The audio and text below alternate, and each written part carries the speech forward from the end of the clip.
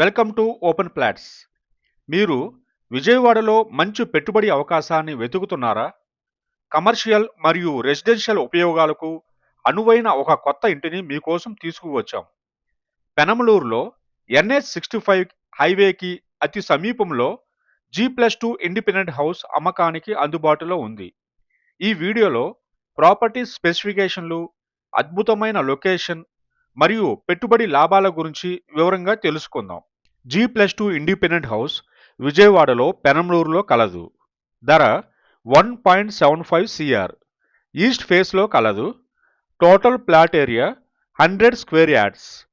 Construction G+2.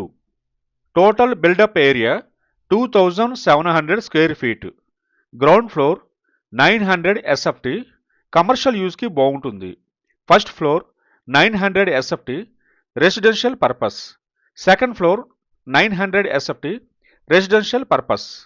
Total rental ఆదాయం 50,000 per month వస్తుంది.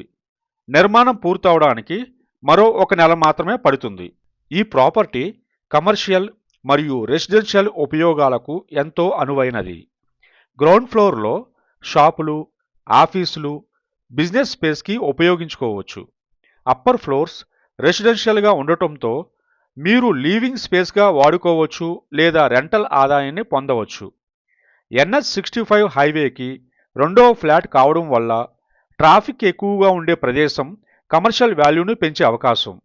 పెరుగుతున్న రియల్ ఎస్టేట్ ధరలు భవిష్యత్తులో ఈ ప్రాపర్టీ వాల్యూ మరింత పెరుగుతుంది. స్ట్రాటజిక్ లొకేషన్ NH65కి అత్యంత సమీపం.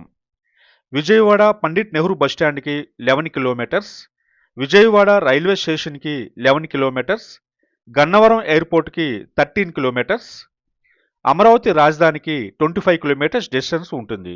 ఇంటర్నేషనల్ స్కూల్స్, కాలేజీలకు దగ్గరగా ఉంది. ప్రముఖ హాస్పిటల్స్ సమీపంలో అందుబాటులో ఉన్నాయి.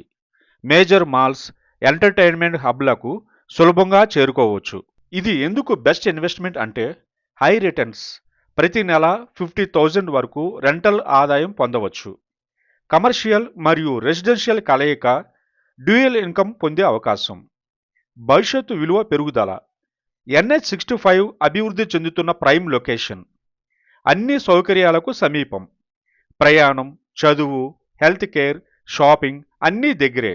ఈ ఇంటి ద్వారా మీ కలల ఇంటిని పొందవచ్చు లేదా మంచి పెట్టుబడి అవకాశాన్ని సొంతం చేసుకోవచ్చు.